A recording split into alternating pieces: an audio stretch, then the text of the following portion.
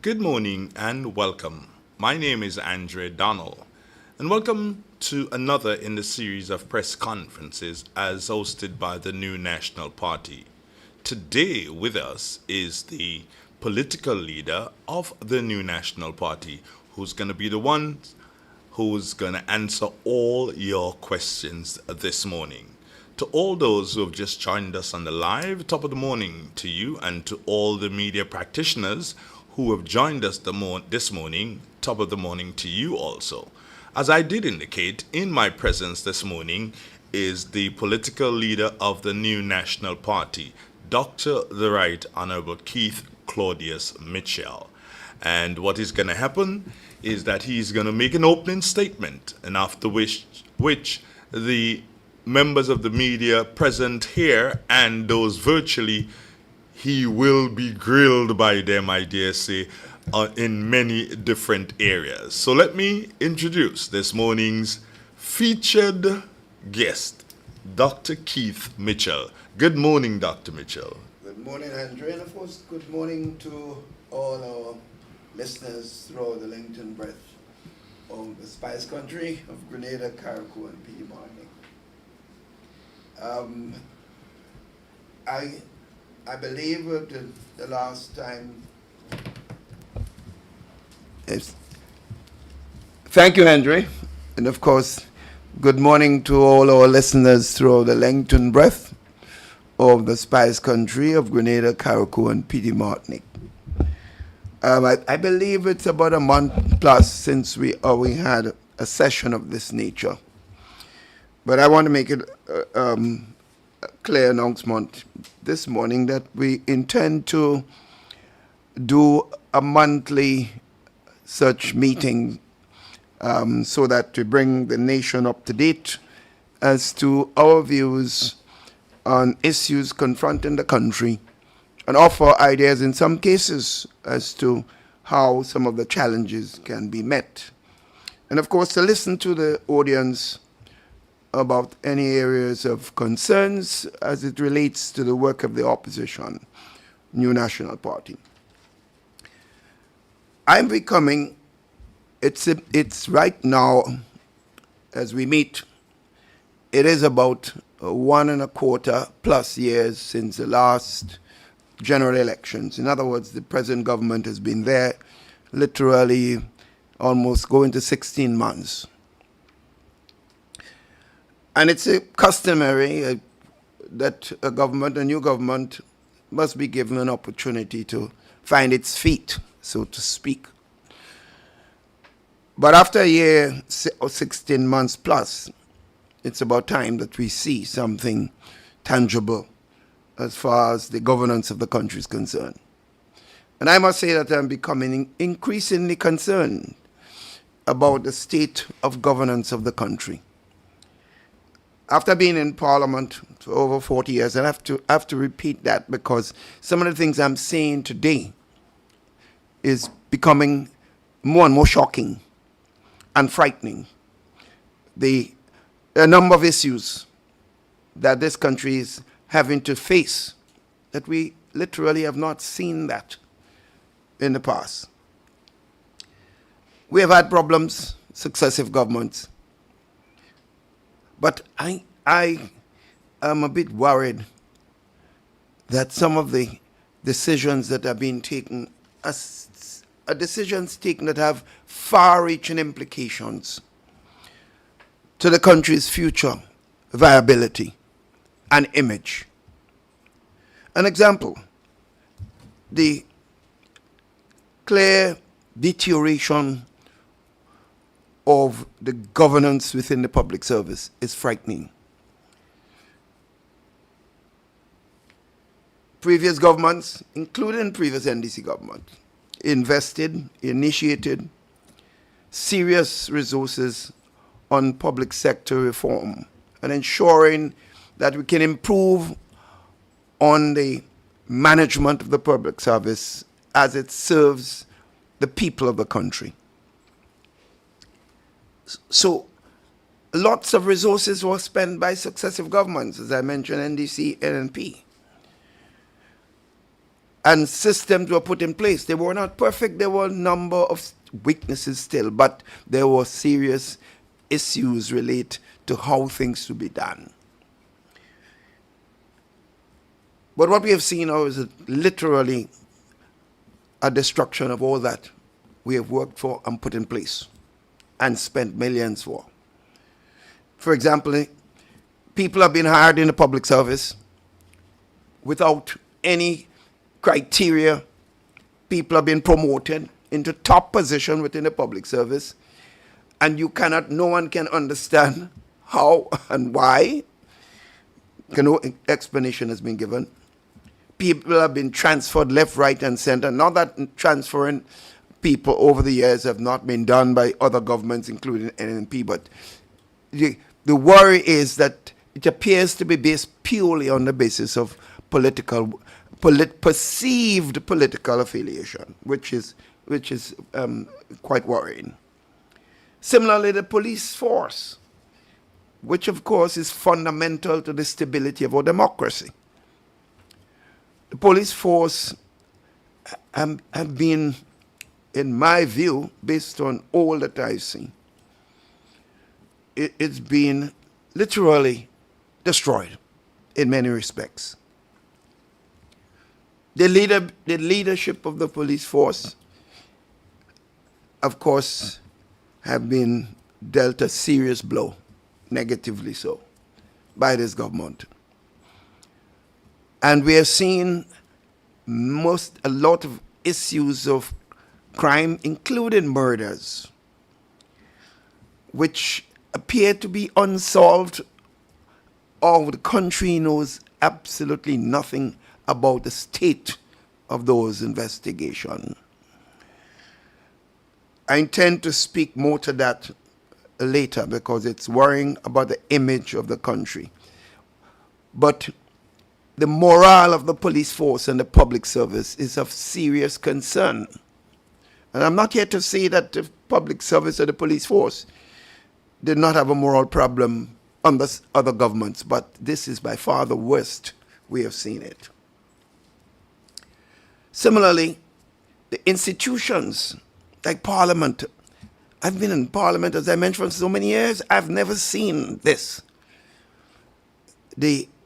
Some of the decisions that are being taken and some of the initiatives, and now, of course, the running of the affairs of the Parliament must concern me. I wouldn't say a lot more on this because I do have called on the Speaker of the House for a session, and I intend to meet him tomorrow. So I will, in fact, give him details as to some of the major concerns, in addition to what I've already said, and people have seen me in Parliament in that respect. So I'm worried about the construct and what is happening in our Parliament at this time.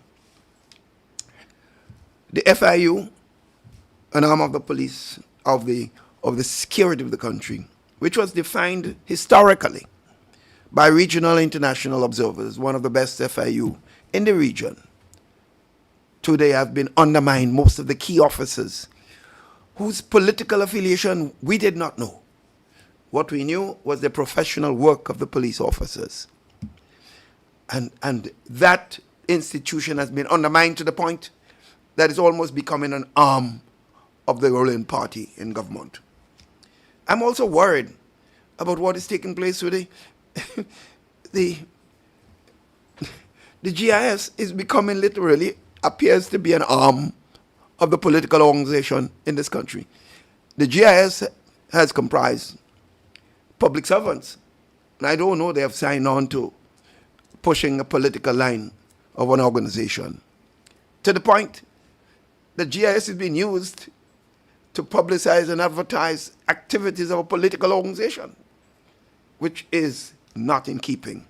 All sorts of media activities which is aligned politically with the government has been broadcast at this point in time through GIS facilities. The taxpayers of the country is the one who pay for these services of GIS. So I'm concerned about that. In addition of my worry my dear brothers and sisters, is the fact that it seems that we are governed with more and more lies every day.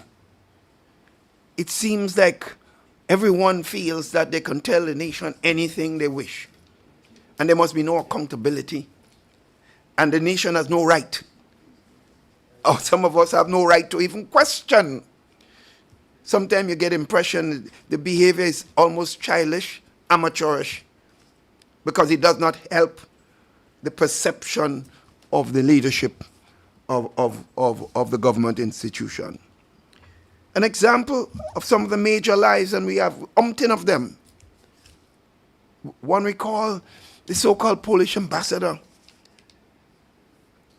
When the leadership of the country makes an announcement to the region, to the nation, and the international community that previous government was given a certain amount of money by a Polish ambassador at large, and only a certain amount were deposited in the treasury. The implication is that the previous government stole the taxpayers' money.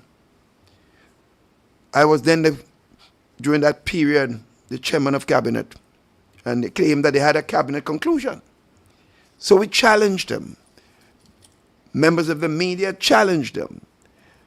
Other organizations challenged them to provide the copy of that conclusion.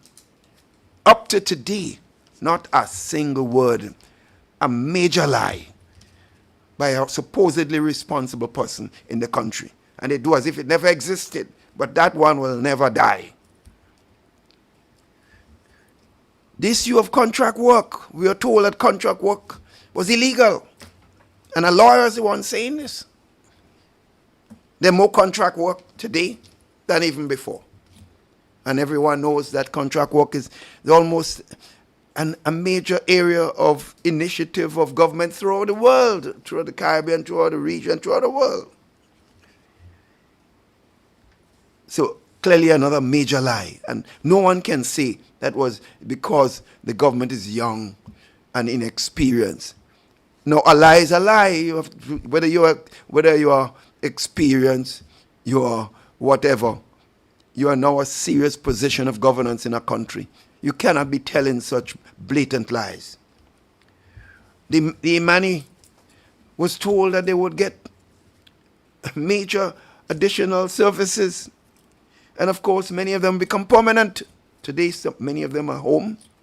And some salaries or the benefits that we gave them, some have been cut.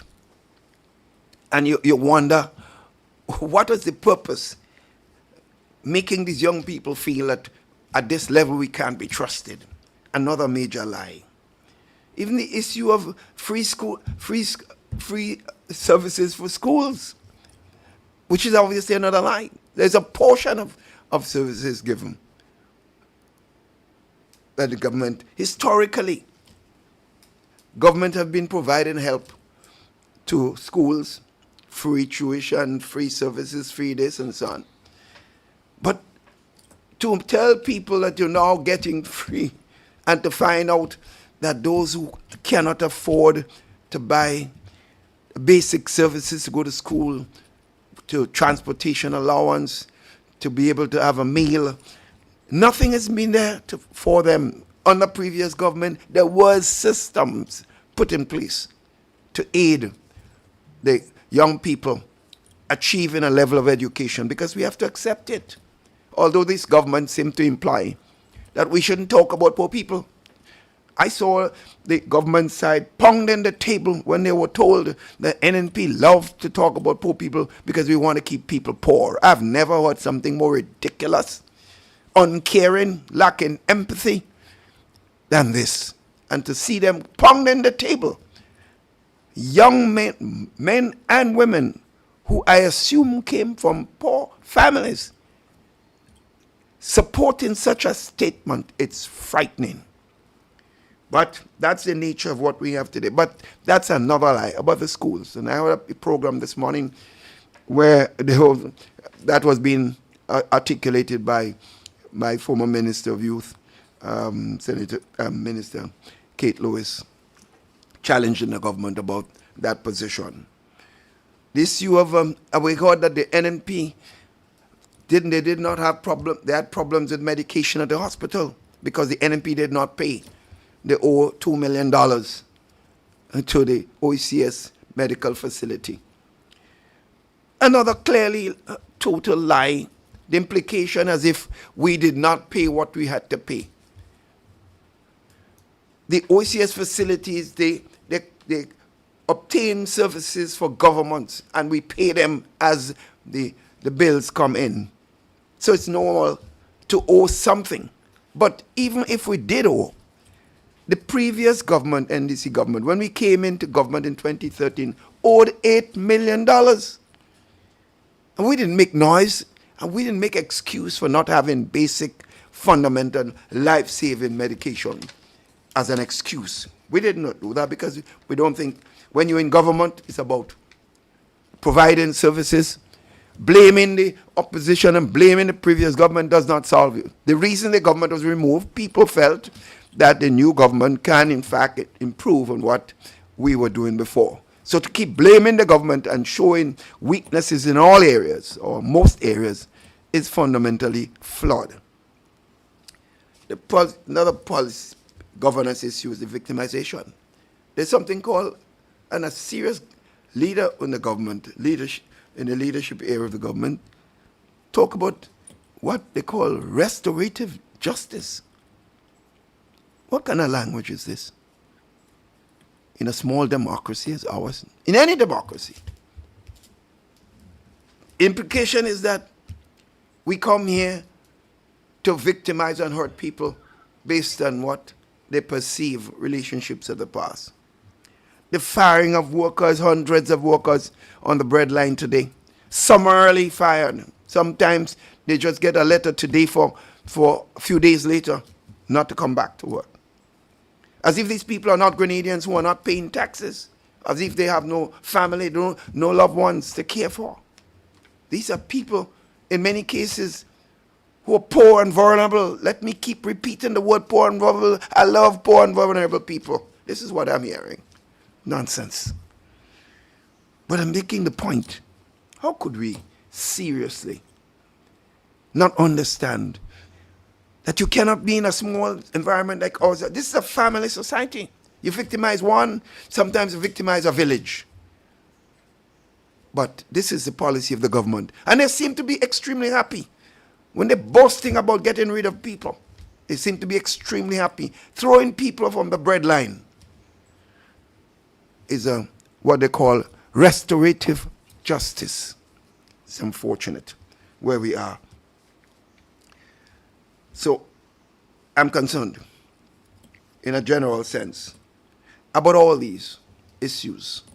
There are clearly a number of other areas that we can talk about. But I think it's about time. The economic situation in the country is frightening. With the workers, many of them left on the breadline, many of them thrown off from the breadline, have to find fun for themselves. You can see what is taking place. I've heard some members of the government say, how do we know that the economy is so bad? It's bad.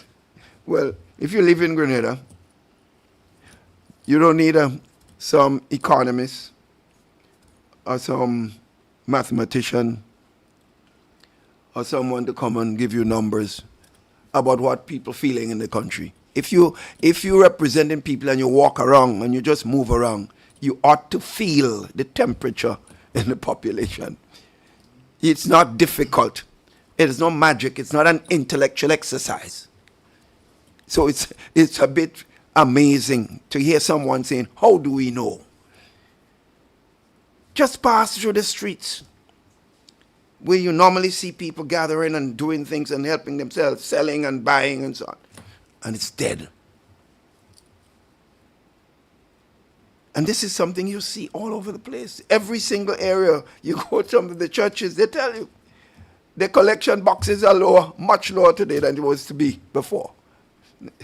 The collection boxes come from, the resources they come from people, their congregation. And if they're not working, and if they're thrown out from the work, if they have no jobs, then clearly you have serious issues confronting them. So my own feeling is we have to take stock. And this concentration of trying to always thinking of just certain level of persons in this society, those who can afford to fend for themselves are the ones seem to be what the government is concerned about. It could restorative justice with respect to this whole issue of the Jubilee Bay development. What the government is doing on that particular project, which I hope we will deal with more later, is beyond anyone's imagination. There was an arbitration process going forward. You intervene and literally accepting liability on behalf of the country, agreeing to acquire, not agreeing, acquiring the facility with all the implication of the shareholders who have invested through the CBI program, and the fact that you may be liable to the tune of millions of dollars to those persons, and the country will be liable. And talking about paying the investor who used our passport money to invest in the project. This is Grenada's CBI program. This is not someone coming in and like Silver Sands and investing millions of dollars. It's through the CBI program. Now you are going to talk about paying those persons. And we have facts to show that this thing makes absolutely no sense. But accepting liability like they've done in so many other projects, the country can be left holding the bag in so many areas. And I put this down to arrogance, ignorance, and the lack of understanding of the implication or care for the problems that the country can face. We have not seen the last of this. A next government coming in the bag may be left for them, which is clearly cannot be in the interests of the country. So I will continue to articulate those, and I will continue to do what I have to do. As one who has served this country as Prime Minister for 23 years, although some may want to forget that, whose record is there, I will continue to, and I will continue to see that the Parliament, the parliamentary principles and the activities of Parliament is in keeping with the Founding Fathers and those who have served those institutions as Speakers of the House and different leaders of the House who will be watching at us today. I will continue to articulate that and do what I have to do in the interest of not just my political party, in fact, more so, the country of Grenada, Carriacou, and PD Martinique. So I rest my case at this point in time, Andre, and therefore you take over from here. I will then be able to address any issues or questions. And remember, I have always said this, I'm not afraid of have a problem. After all my years of experience, I have no difficulty dealing with any question someone asks. So feel free to ask the questions as you see fit.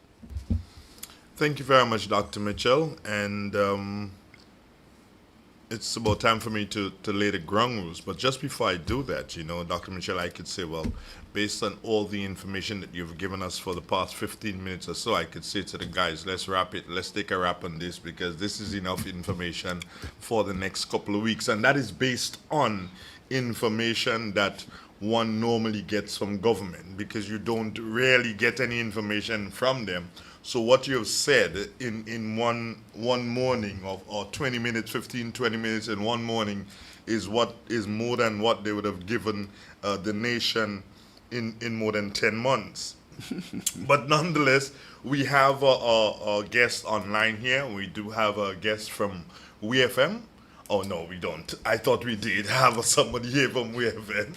But we have my very good friend, Linda Straker. Good morning to you. I see that you're there on the live. my media friends at MTV News, top of the morning. Also, good morning to my media friends at the Grenada Broadcasting Network, a former workplace of mine. Nancy McGuire. Nancy, I have not seen you in quite some time, lady. I trust that you're doing fine. And also there is Patrick Shaggy Duncan. And that is the person I saw from WeFM, Patrick Shaggy Duncan. And also got to say good morning to Hamlet Mark. I see you in on the live. Good morning to you, Hamlet. How are you doing today? Trust that everything is fine with you. So here are the ground rules, my friends. It's very, very simple. We have what? 1, 2, 3, 4, 5, 6 persons on.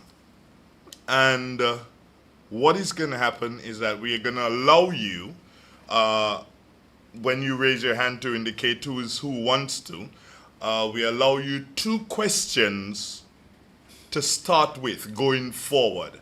And based on time, we come back around and a question per person, and we do that until our time is finished. I believe that we have gone through about 25 minutes of the first hour. I'll get an indication from my technical people. Yes, we've gone through about 25 minutes of the first hour. So that gives us indication that we have, just about 35 minutes. So it depends on how quick you get the questions in, how quick Dr. Mitchell is able to respond. And I'm just seeing another person chipping in here. I think it's MTV again, indicating that. So, you heard the ground rules, and let's keep it nice, keep it simple. KIS, that's what it is? Yeah, keep it simple. And so the floor is open, and who's the first person that would like to put the questions to Dr. Mitchell? Remember that you have 2 questions. You can ask the first question, and when he finishes answering the first question, then you ask the second question. So who's going to be first? Do we have someone who is already linked up? I'm not seeing a hand raised. I don't know if my technical people are seeing anybody there who would have raised their hand. So, here's what's going to happen. Be that as it may, I'm going to give you some time to digest all the information that Dr. Mitchell would have given you. And I will ask my first question here. Dr. Mitchell, you spoke about this, and it jolted me here. And I remember seeing it in Parliament, and I want you to expound on it a bit more for us. You would be making noise, not you per se, but you'll be making noise, slamming tables when information goes about keeping the poor poor. What is that? And as they say, who does that, Dr. Mitchell? Well, the only time I've seen that happen is in the parliament that we now have in this country on the other side. And it's a clear indication of the immaturity and the lack of understanding of their fundamental responsibility to the people of the country. In my own view, Andre, a government that is elected by the people of the country, which NDC has been, has a fundamental responsibility to initiate issues and of course, deal with concerns at all sectors of the society. But clearly, a government must have a specific focus on dealing and helping the vulnerable, because they need government more than anybody else. So it seems to me to imply that we discussing and talking about issues where the poor are treated badly, that means we love the poor. The implication is that we want to keep them poor, which is what is being said. In fact, it's the complete opposite. It is by mentioning them and mentioning their plight, we are actually saying to take decisions which will help to lift them from poverty. I came from a very poor family, and if I had not been given some of the help that we're talking about, I would not be sitting here. And most of them on the other side. In fact, I know 3 of them whose father I knew, in some case played cricket with. And I know they came from poor people. In one case, one father worked with me. And I know that he had to struggle to take care of his son who is now in Parliament. So I can't understand how anyone coming from this background can be knocking the table and clapping when it is said that NMP just want you to care a lot about poor people because they want to keep people poor. Absolute nonsense. I am shocked, Andrew. I heard it, and I'm sitting there at loss because I cannot understand how anyone could be making a statement like this, particularly in light of the fact they're supposed to be representing a good group, a mass of poor people in their own constituencies. Frightening indeed. I believe we have Nancy McGuire. I believe we have Nancy McGuire. And Nancy, good morning to you. And let's go with your first question. Good morning, and good morning to everybody listening, and Dr. Keith. After you left Parliament the other day, the Prime Minister said that before the last election, you all sold Mount Hartman for $40 million, $20 million first installment. And I wondered if you could elaborate on those accusations. Well, I don't. Nancy, well, good morning, Nancy. It's good to hear you. The Prime Minister, of course, are making a lot of statements. I don't know the context in which he was talking. I'm not aware. I can't tell you a specific of what he said because I did not hear it. You mentioned it. But the Prime Minister has a track record of telling things to the nation that's not true. You know, so I don't know what he has said and what aspects of it is true or false. I'll have to listen to what he has said. Because what he basically said was that you sold it to pay for the Grenlex shares. No, that's absolutely false. Right. I don't know that Grenlex share was bought based on resources of government. We didn't, whatever we did in one area doesn't necessarily mean that money goes specifically there. But anyhow, government makes decision what is considered to be the best interests of the country. So, as I said, I would have to hear and see the details of what he said, not just the tidbits of what you have mentioned, because clearly I have little confidence in the Prime Minister making statements implying accusation against people without basically understanding, or even, in my view, some cases deliberately twisting facts for that purpose. And you don't have to go far. As I gave you examples of some of the things the Prime Minister said himself. The accusation against us and the Polish ambassador is not a joke. It's a serious offense. And he has not apologized up to today. He has not said a word. And before he says any other thing or accuse anybody of anything else, he needs to come and explain that one and others that he has said.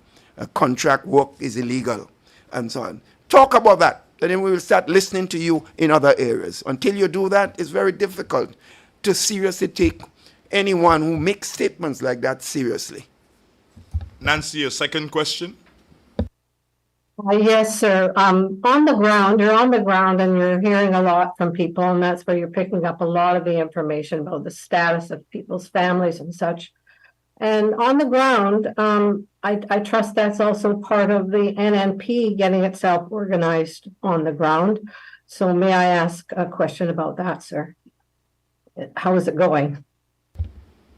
No, I'm satisfied with Nancy. You know, historically, the NNP has been seen as a party who represents the people, the poor and vulnerable people, generally speaking, in the country, while it represents all sectors of the society and has links there. The NNP has consistently over the years, and to show you why that is in fact truthful, When the NNP lost most seats in 1990, we just won 2 seats. The NNP was down on the ground, working with people at all levels, and particularly the rural portion of the country. And within 5 years, the NNP were back in the government.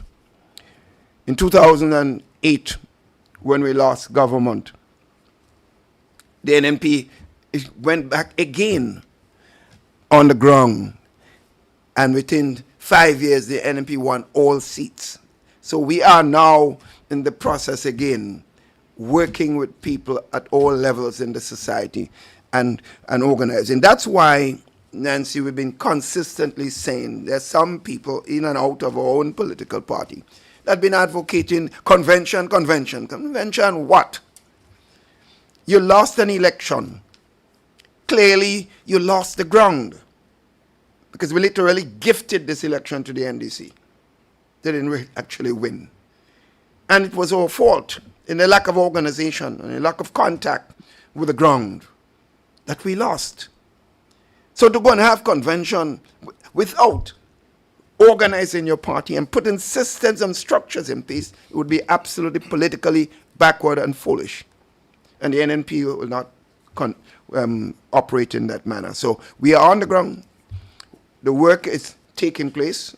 I cannot tell you that I'm extremely happy with the work in every single area of the country, but we are certainly working and will continue to do so, consistently so, going forward. Thank you very much, Nancy. As we move on, I see Linda Straker with her hand up. Good morning, Linda. How are you doing, my dear? Good morning to you, Andre, and everyone else at this news conference. I have a number of questions, but I said 2 to start, and I'm going to give you my 2. In 2013, when the NNP took over the reign of government, one of the first declarations from Dr. Mitchell was that the country was unable to pay its debt. Subsequent to that, there had been a number of agreements and so forth. But one of the things coming out of that was Grenada's decision that the CBI earnings would assist in the payment of bonds in 2020. Can Dr. Mitchell explain to us, me and the public, what that agreement requires the government to do with regard to the bonds that are due in 2030, as it involved the CBI money? Good morning, Linda. Let me say this. I think this is a very important question. You're right. In 2013, we had the serious problem in the fiscal situation in the country. As you recall, the government then, in 2008, 2013, had to be borrowing and monies and selling assets to pay salaries. And anytime you're in that position, that business or institution would be in trouble sooner or later. So clearly when we came in, there was no such money. Unlike what the present government now himself admitted, that they met hundreds of millions of dollars when they came in. I wish when we came in 2013, we had not that, but a quarter or a tenth of that. So in the process of going forward, you have to plan how you're going to develop your economy, get out of the position.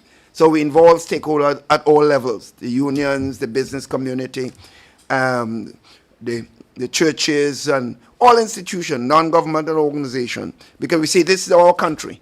If the government fails, everyone fails. If we fail to do what we're doing. So we got buy-in from all the social partners. And we put systems in place. And one of the conditions that we when we got into the CBI program, by the way, the CBI program was defined by elements of this government as an unacceptable program, and that we are just cheap selling Grenada's passport and birthright, and so on, and therefore it was immoral and wrong.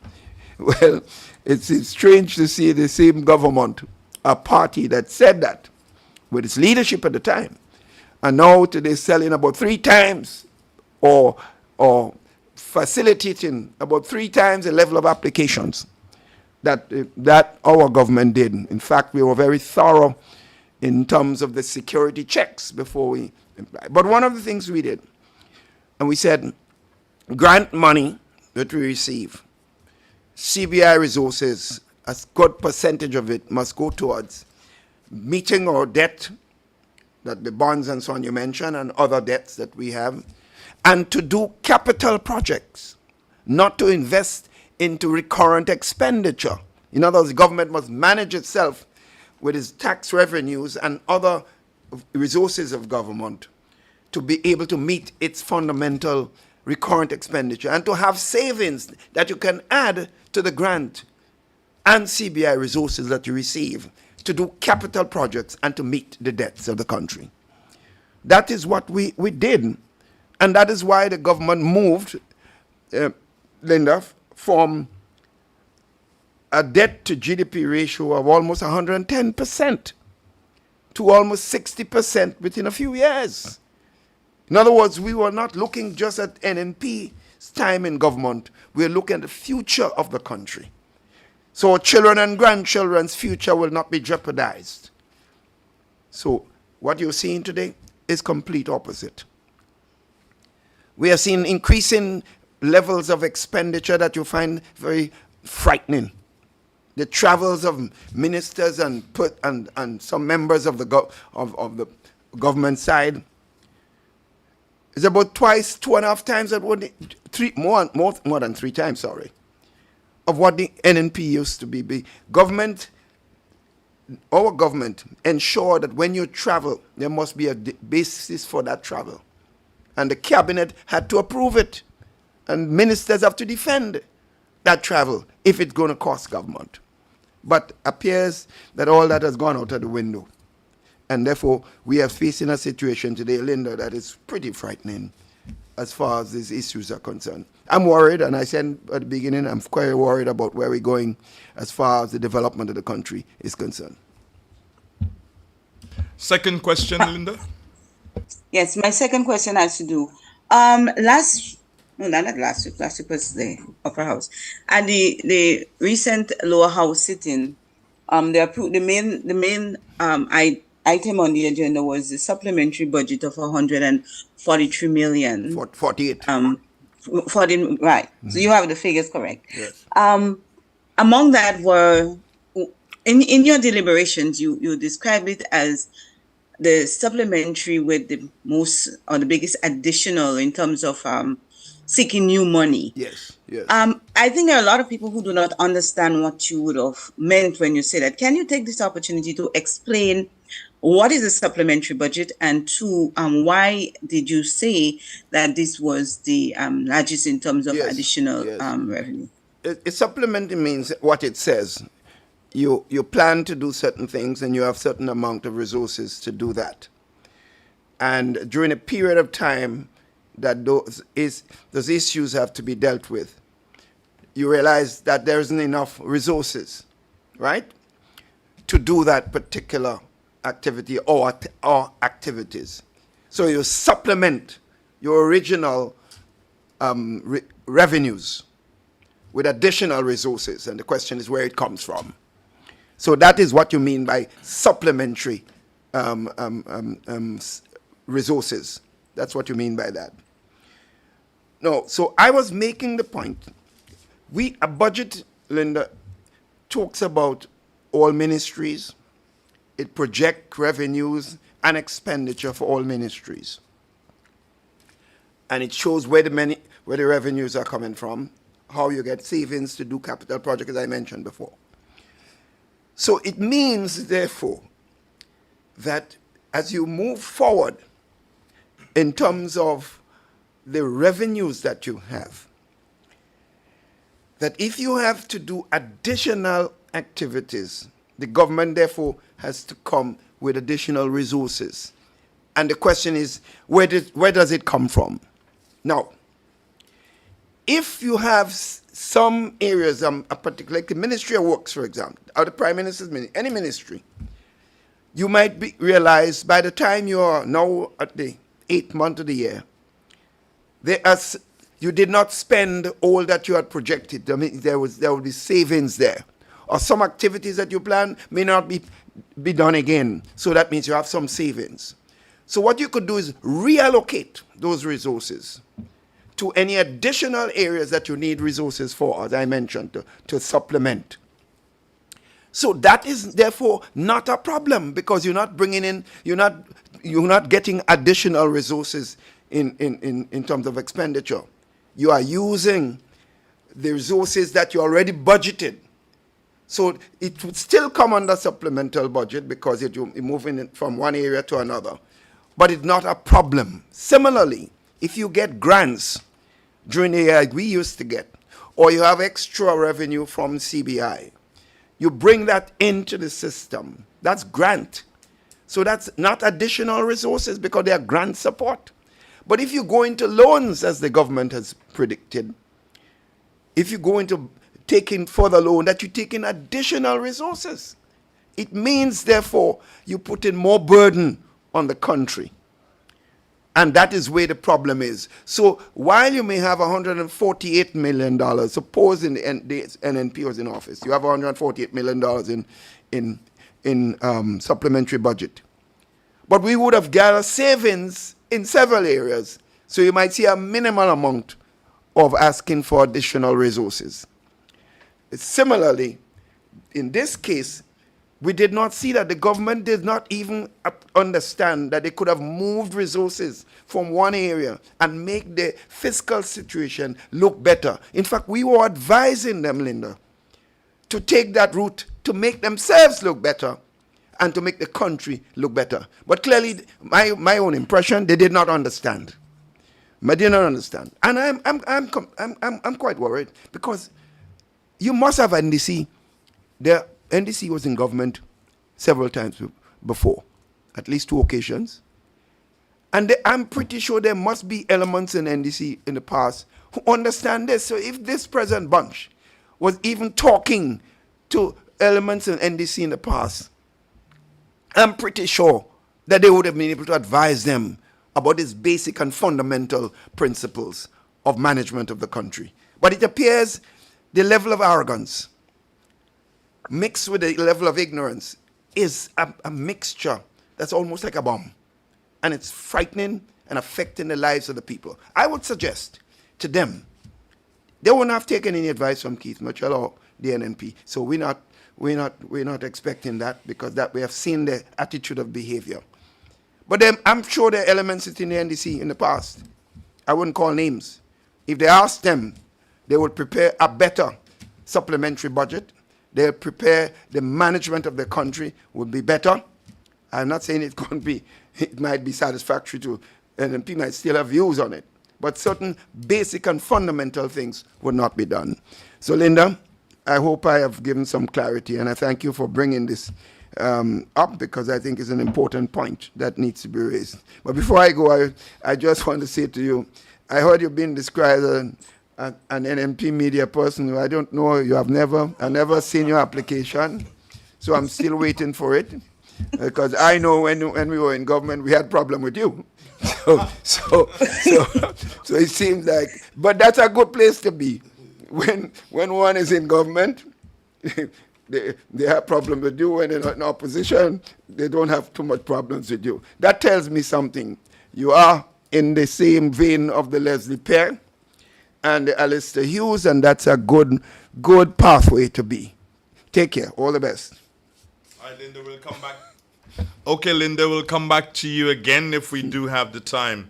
You know, interestingly, I was just as we were wrapping up this with Linda, I am almost certain, and I want the engineers to probably give me a signal on this. I'm almost certain that I saw a hand clap, not a raised hand, but from Hamlet. I am almost certain I saw a hand clap from Hamlet. Hamlet, are you there? And do you have a question, Hamlet? That was a raised hand, not a hand clap. Okay, you're there. Good morning, Hamlet. How are you doing? I'm doing fine. All right, nice What's that? Good morning to Dr. Mitchell. All right. Morning, Hamlet. Morning, you're alive? I'm kicking too, I hope. The floor is yours, my brother. I said the floor is yours. Talking about the CBI, Yes. the St. Patrick's project in Liver that your government approved and this government seemed to embrace. Do you, at this stage, do you have confidence in that project? Do you have confidence in that project going through? Well, as you know, when you're talking about major development projects, you always have to be cautious. All I can say is that the investors seem to have resources, because I know they have spent quite a bit of resources already, and they seem to be pursuing some of the things that they indicate that they will do, albeit slower than we had expected. So I am in mixed feeling. I can't say one way or the other whether in fact that project will be completed as planned, because there's an enormous amount of things that they have indicated that they will do. So I hope and pray for the country's sake, and I don't care which government is in office. If NDC is in office as they are now, and this project come true, to meet Grenadians, other ones will benefit. So if the government benefit also, that's okay with me, because country comes first before any political party. So that is my position. I am not prepared to swear, but at the same time, I'm hopeful that this project will continue. And in terms of the Chublu Bay project, Yes. The issue of the arbitration, Yes. of course, you've criticized the way the government has handled this. Yes. What are you proposing? They should have gone through the arbitration? Yeah, well, clearly we were at the arbitration, because we didn't initiate arbitration. You know. It was the investor that did, because the facts can be borne out. I mean, I could give you a tidbits of what the Trudy Bay Development Project initiated in 2016. Because you have to say how much applications, CBI applicants you need to get the resources. They were supposed to get, the project was supposed to be $52.5 million US dollars, and 150 CBI application would have done that. In 2017, the Truby Bay Development requested an expansion of the project to US $99 million, which means 272 CBI applications. So there was a change from 15 to 17. In October 2017, the escrow accounts requirement was put in place. In 2020, the Truby Bay Development Project, now renamed Kawana Bay Development, notifies CBS committee that it want to downgrade the project, which means that they're not planning to go to the level that they're talking about. By August 2020, the Kawana Bay Development did not put the escrow account in place, but requested an expansion to the project again. In September 2020, Kawana Bay requested an increased budget of $105.1. Remember, the project started at $52.1 million US. They then requested up to $99 million US, and now they're asking for $105.1 million. So in November 2020, they requested a further budget increase to 110 point, that was the thing growing, well, geometrically or arithmetically, or whatever you want to put it, citing increase in costs. So if you cite an increase in costs, the government clearly would have to ensure that you are justifying this. So in 2020, the CBI committee, which of course arm of the government, advised the organization that an engineer would evaluate the work, an independent engineer, and the cost of the project. The engineer reported that the estimated construction cost was, what he estimated based on what was done, was $47.4 million. In effect, he's saying he cannot justify the rationale behind the increase, because that was the level of the work that was done. In 2021, the CBI committee advised the organization that there were concerns about the project, including two companies, Grenco Limited from BVI and Trublu Services Limited, to which monies collected from the applications of government CBI program were being sent to. In other words, we were supposed to be funding activities of True Development Project, or Kawanebi Development renamed. But we noticed two other organizations, monies were taken from our CBI passport services to those organizations. So the question, therefore, is who are these organizations? And it's the investment in Grenada, and that was quite concerning to us. In June 2021, the company, instead of coming and justifying or saying the engineer was wrong and they would then debate it, they filed an arbitration claim before the ICID. So you see where we were? So my view is, since we had our facts, since the numbers we are now articulating is showing that we were justified in having concerns, we didn't get rid of them. I believe that the investment through the arbitration should have been utilized. But the government, clearly, I don't know for whatever reason, I don't know who lawyer is representing True Blue Bay Development, whoever that lawyer is, maybe he had influence in the government or in the institution, and therefore they decided to not continue the arbitration. And my view, therefore, almost saying that they're going to meet the request. I hope that's not what they meant, but it could be something like this. And that is why we are where we are today. So I don't even know if the Prime Minister or whoever understand the implication of what he is doing. It's almost to try to, it might be good to imply that the NNP did something wrong, because I think that's the purpose. But forget NNP. What about Grenada? Is this action I'm taking, will it benefit Grenada? Is it in interest of Grenada or interest of whoever? I don't know. Yes, I'm letting go ahead. The issue of the escrow account. Yes.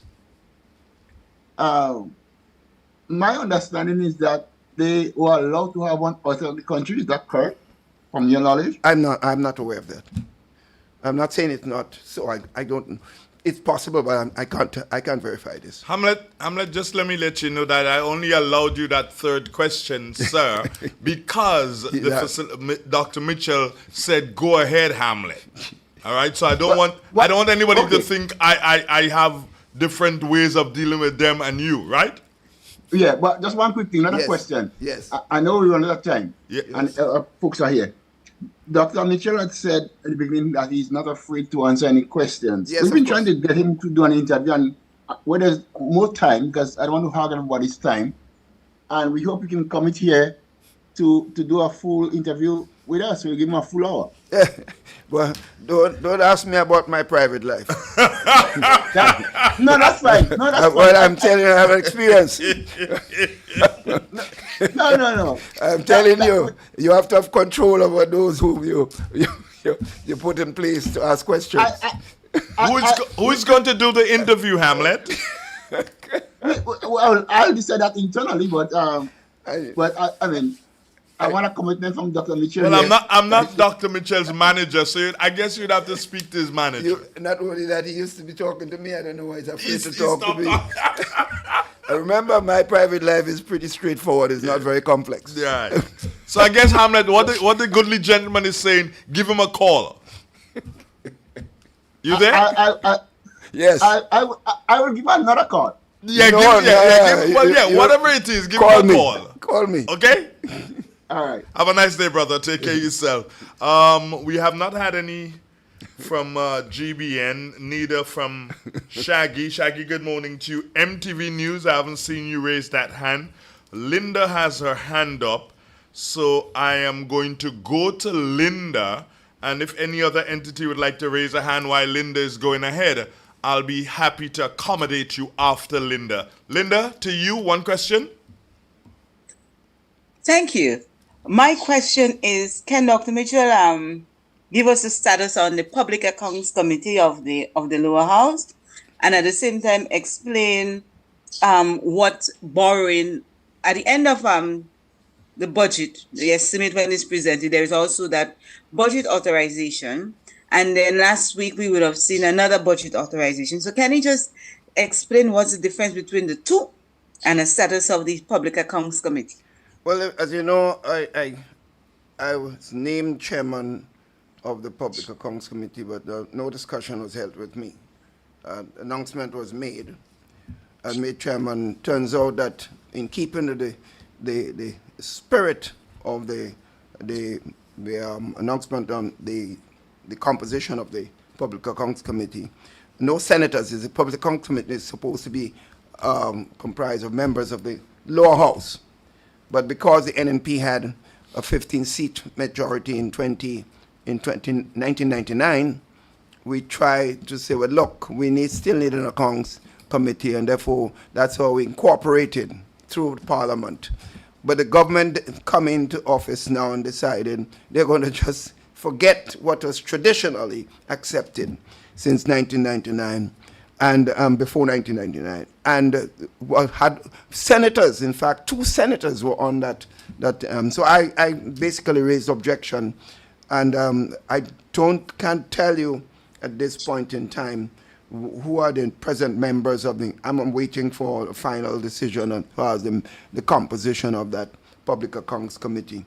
And in any event, we need to have reports from the Director of Audit and the Ministry of Finance of accounts that has to be audited and, of course, presented to the Public Accounts Committee for us to hold a meeting of that committee. So I'll await any decision from the Parliament, and I hope I'm accurate with what I've indicated here.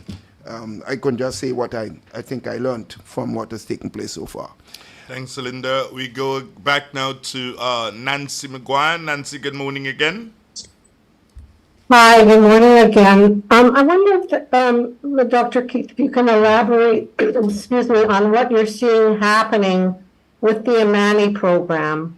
There are some statements that you had Imanis in, like, for example, Extension Division in the Ministry of Agriculture that shouldn't have been there, and they're moving them around. Do you have any feelings about what's really happening to that program? Well, the truth is, Nancy, this government has not been good at providing information, being transparent about what they're doing.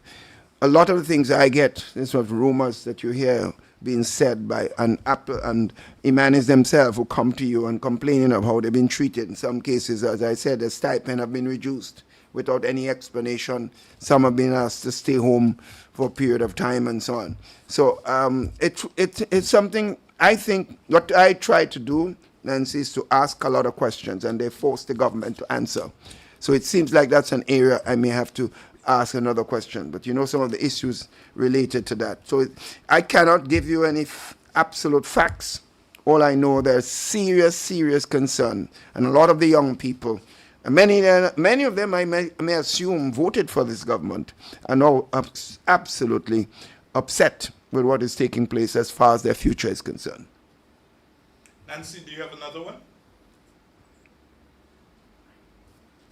Nancy, do you have another one? Yes, I can have one. Let me think for a second. Oh, yes.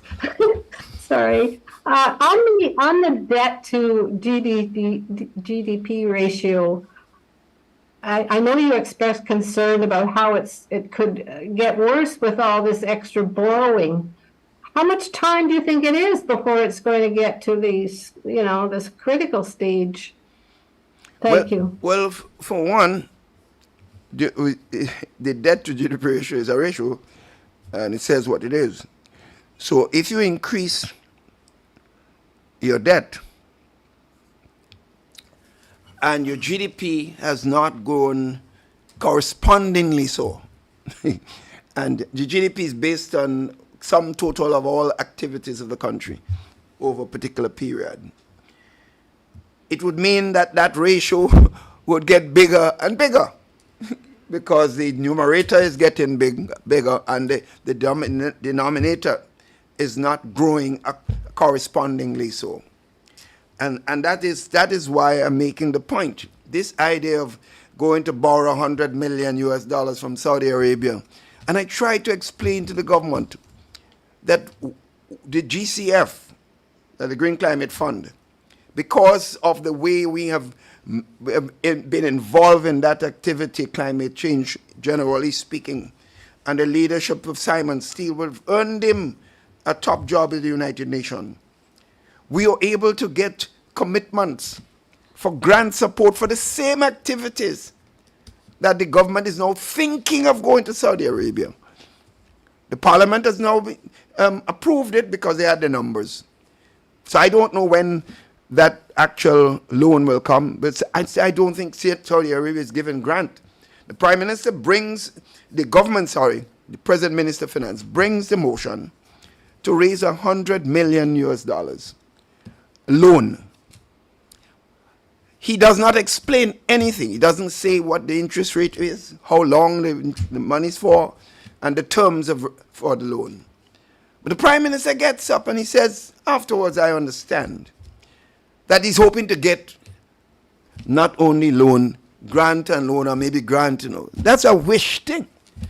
You can't be bringing something to the cabinet, to the parliament, passing it for one thing and saying you expect and you hope. That's a hope.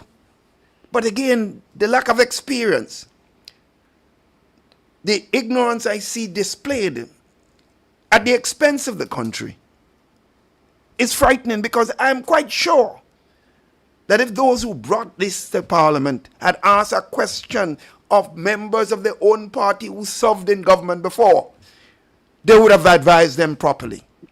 I am not even sure that the officers in the Ministry of Finance has been involved, because they ought to know better. So I don't know. This is a lot. There's a lot of gray areas. I am worried, Nancy, and that. So if that loan comes through, then it becomes, you're talking about a debt of over 270 million EC dollars. That means that the debt, the numerator of that ratio goes up by that amount. So the GDP would have to increase by even more than that to compensate for that debt. And there's no way. You know what's happening in the country. GDP is based on activities. A lot of the projects that we had in place have been stopped. There's confusion and melee up in Molyneux, in my constituency, that nothing has moved on that project. If anything, the project is in worse shape today than it was when we left office, because they went and interfered with the top side, which is all gravel, against the advice of the consultants, Beston, that they got rid of and have to return and have to beg back to come back. And the Woking River Road, a major project, has been stopped for a while. They now have to restart it. So a lot of the activities that NNP had have not been continued. They stop and you ask them sometimes, why did you stop the project?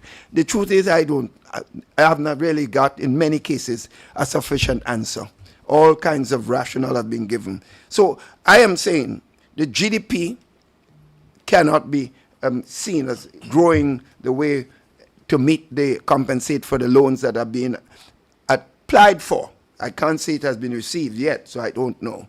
But I'm very concerned. I have to strike the alarm, and I have to inform the nation. That's my fundamental responsibility. Because while some of them in government may not understand the implications, we, those of us who have been in government before, and as I mentioned, I keep saying again, there are a lot of members of their own party who are not in parliament, but who are in government. And if they bring them on board for advice, I think they would advise them differently. Thank you very much, Nancy. Thank you very much, Dr. Mitchell.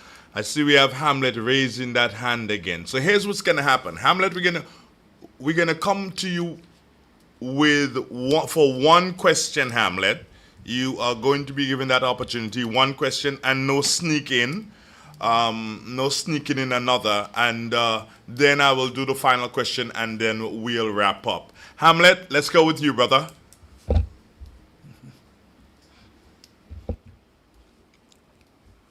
Do we have him there? Sorry, I'm talking away on mute. I'm sorry. My bad. On technology. Dr. Mitchell, based on your own assessment in this last hour, yes, I think it's fair to say that you've given this government a feeling grade. Oh, well, clearly. I mean, if I do anything else, they would fire me as a grader. I would be fired.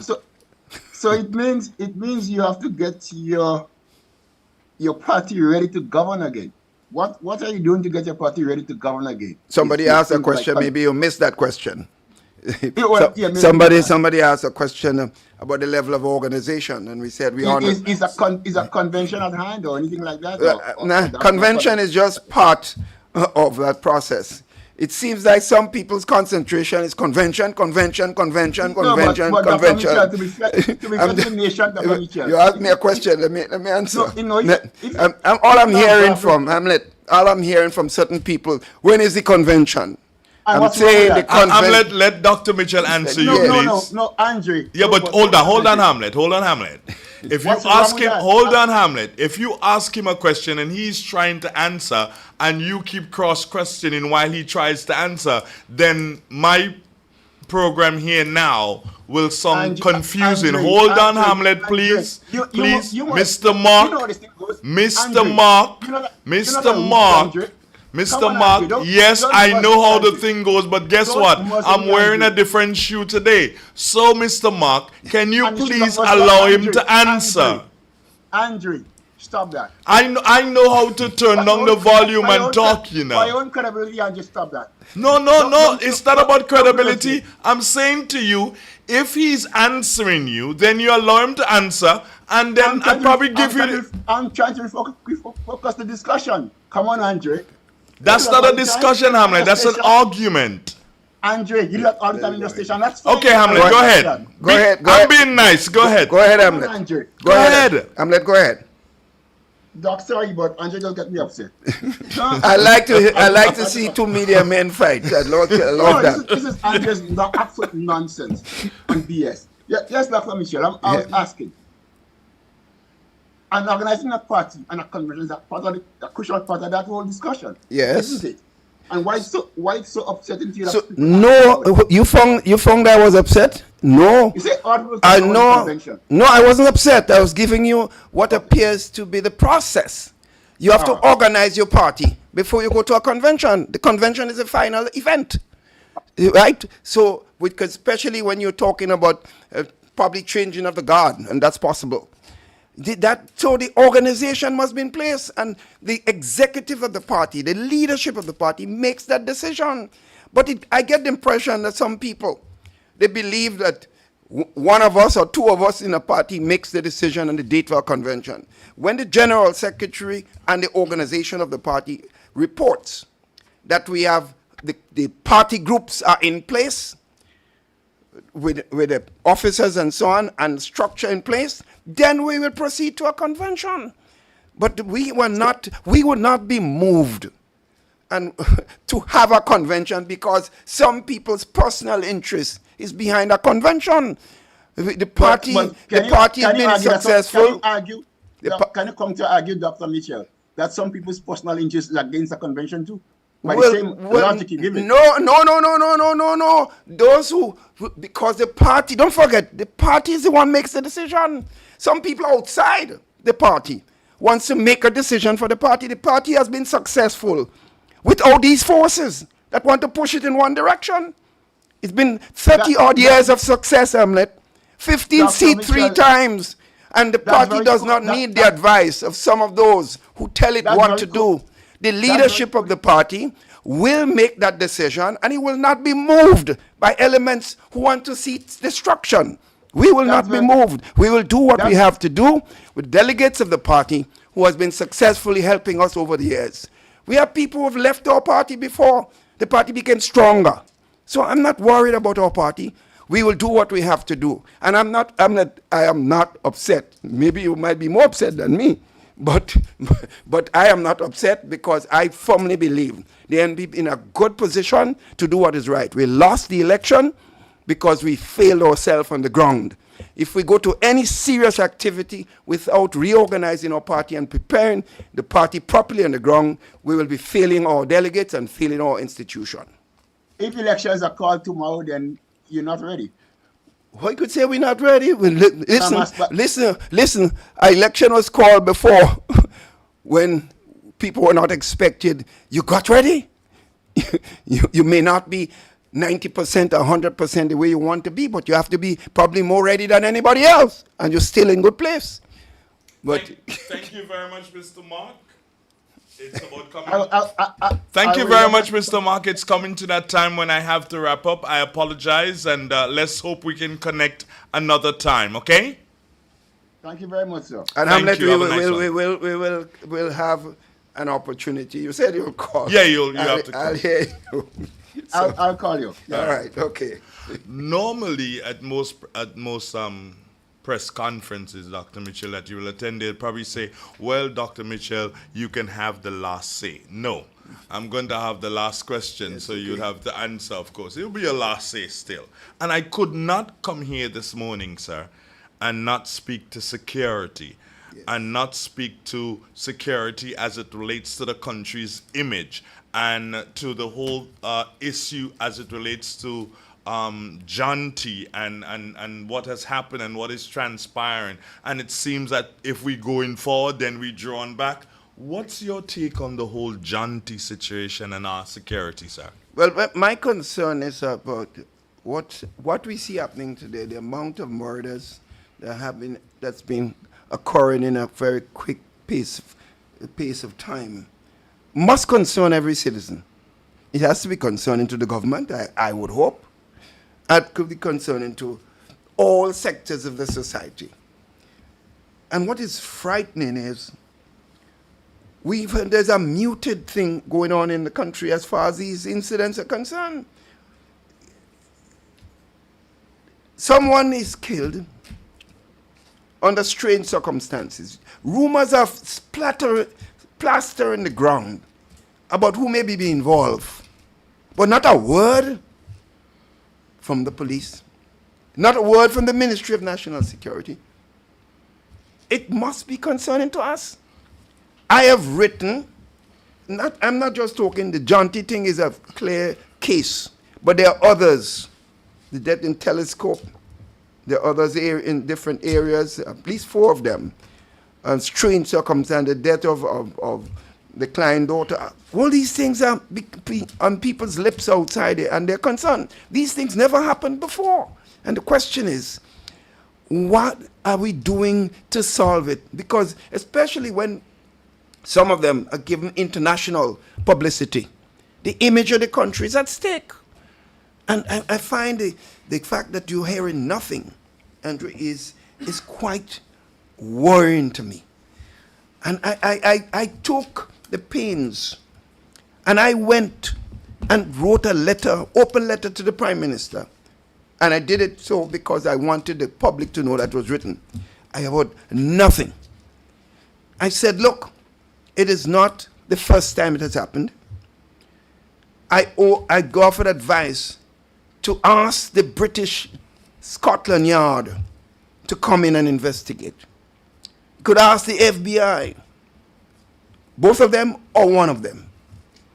And I'm pretty sure, if the government is the one who has to ask, that we will be able, because it's clear, people have lost confidence in the present leadership of the police force. There's no question about it. The fact that the commissioner was just moved, although there are all kinds of excuses for the removal, and many of the top officers have been moved in different positions, and people are frightened to even speak to people, is worrying to us as a country as a whole.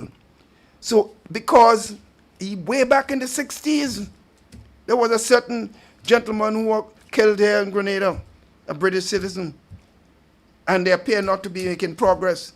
The government then called on the British intelligence, and they got Scotland Yard to come in. So there is a precedent for this. Scotland Yard came in and were able to solve the murder and made recommendation to the country. So I don't understand why it is that we can't bring in some foreign experts, because people are not, right now, they have lost confidence in what exists in the police force at this particular time to deal with some of these vexing crimes. And if people can feel that lack of safety, it will affect investment, it will affect how people see the country.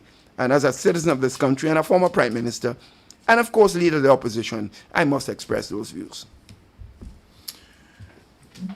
Dr. Mitchell, I take this opportunity to thank you very much for giving us all the information that you gave us this morning. Also, I take the opportunity to say thanks to all those, Mr. Hamlet Mark, Ms. Linda Straker, Ms. Nancy McGuire, for being a part of this exercise this morning.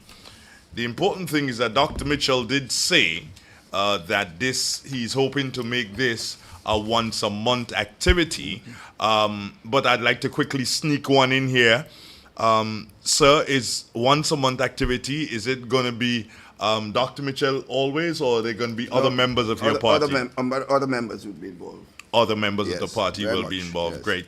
And so, in case you did not know, and you did mention him, I dare say in passing, but it's very important because it was under the whole security aspect.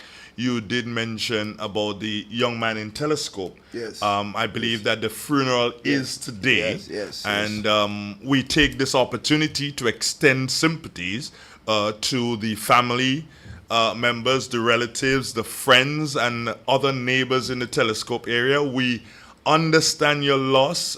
We feel your loss.